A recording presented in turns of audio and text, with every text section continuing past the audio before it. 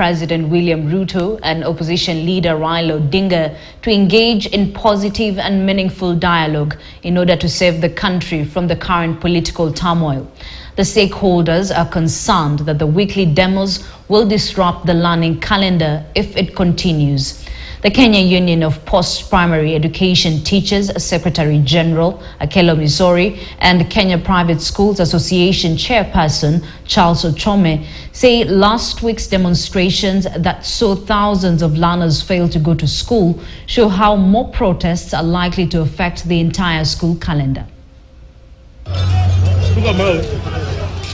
When protests broke out in various parts of the country last Wednesday, learners at New Kihumbuini Primary School in Kangemi, Nairobi County suffered the effects of the chaos after police lobbed tear gas canisters in the school compound to flush out demonstrators.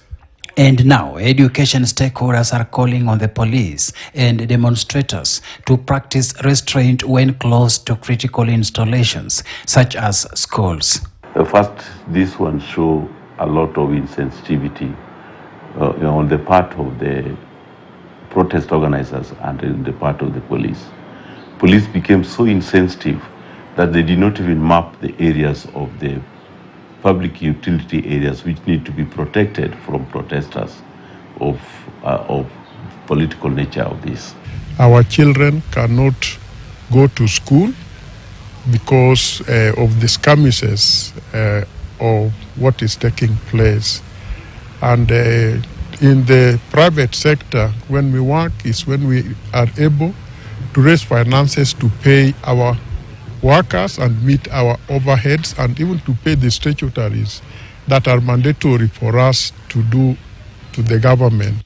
Even though Education Cabinet Secretary Ezekiel Machogo has assured learners that the planned protest set to run for 3 days, beginning Wednesday through Friday next week, will not affect schools and learning, stakeholders fear the anxiety being generated by the political grandstanding is causing a lot of harm to school-going children.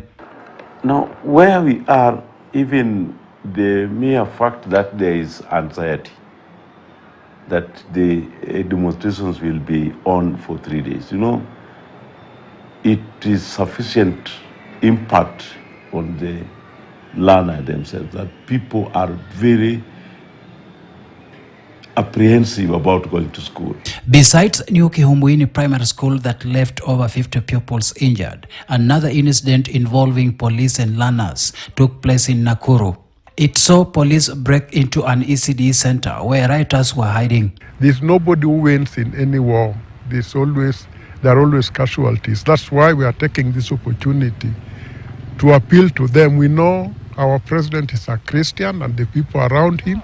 We should have a Christian outlook of all these things and be able to bring the country to order by simply not allowing